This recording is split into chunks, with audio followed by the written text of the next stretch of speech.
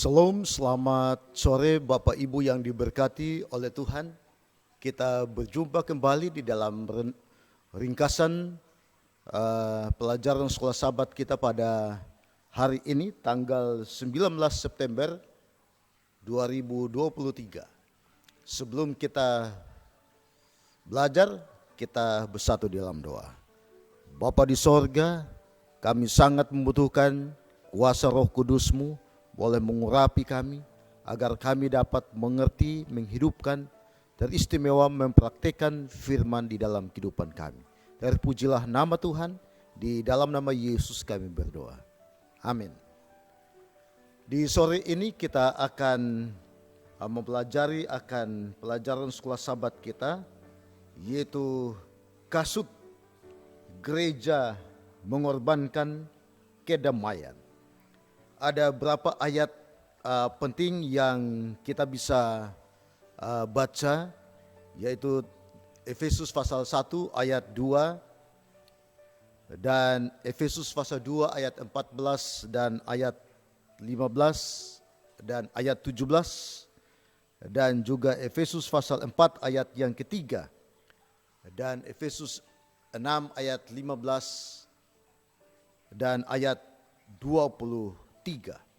Nah, saudara-saudaraku yang diberkati oleh Tuhan, seorang prajurit Roma akan memakai sandal militer yang kokoh agar tetap bisa berdiri tegak.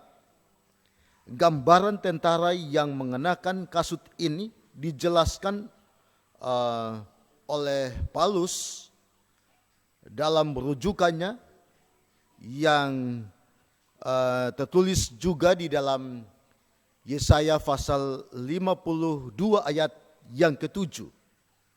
Jadi yaitu seorang utusan yang membawa berita bahwa pertempuran Allah atas nama umat-umatnya dimenangkan dan damai sekarang memerintah. Perdamaian adalah pekerjaan daripada Kristus. Nah, saudara-saudaraku, damai sejahtera yang diberikan kepada yang jauh dan yang dekat. Dan damai sejahtera itu menyatukan akan orang Yahudi dan non-Yahudi ke dalam satu manusia baru yang dicatat di dalam Efesus pasal yang kedua ayat yang ke-15. Saya baca bagian yang terakhir. Firman Tuhan mengatakan bahwa untuk menciptakan keduanya menjadi satu manusia baru di dalam dirinya, dan dengan itu mengadakan damai sejahtera. Nah, saudara-saudaraku yang diberkati oleh Tuhan, dengan tetap menghidupkan cerita Injil tentang penyelamatan Kristus dan karya kreatifnya tentang kedamaian, dengan merayakan kemenangannya di masa yang lalu dan melihat ke arah teriakan kemenangan di masa depan, dan orang-orang yang percaya mendorong kaki mereka dan berdiri siap untuk berperang. Saudara-saudaraku, sehingga dikatakan bahwa orang percaya adalah utusan yang memberitakan akan kemenangan daripada Yesus Kristus dan damai sejahtera Yesus. Saudara-saudaraku, perang yang Paulus maksudkan bukanlah perang fisik, ya, tetapi melainkan orang percaya yang membawa akan Injil damai sejahtera. Jadi di mana saudara dan saya, kita harus berperang. Dalam arti di mana kita harus menyampaikan akan cerita kebenaran firman Tuhan.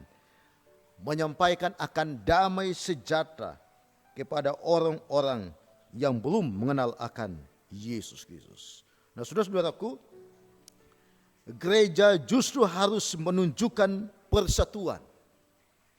Jadi selain persatuan, gereja juga harus menunjukkan akan ketekunan. Ya, gereja juga harus menunjukkan akan kelemah lembutan hati, ya, hati yang lemah lembut, dan gereja juga harus mengorbankan perdamaian atau kerendahan hati, kesabaran dan pengampunan, dan praktik, ya, yaitu doa dan penyembahan. Salah satu tujuannya adalah untuk mempersatukan segala sesuatu di dalam Kristus Yesus.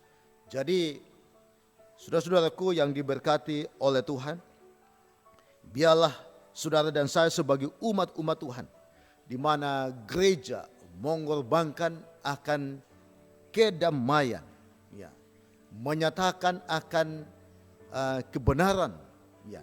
Saudara dan saya sebagai anggota gereja, saudara dan saya diutus untuk berperang, untuk menceritakan akan kabar sukacita, sehingga banyak orang bisa mengenal kebenaran daripada Yesus Kristus. Biarlah nasihat daripada Rasul Paulus melalui pelajaran sekolah sahabat kita pada hari ini boleh menolong kita agar kita selalu menceritakan kabar baik Injil kedamaian ini kepada orang-orang yang ada di sekitar kita, bahkan musuh sekalipun.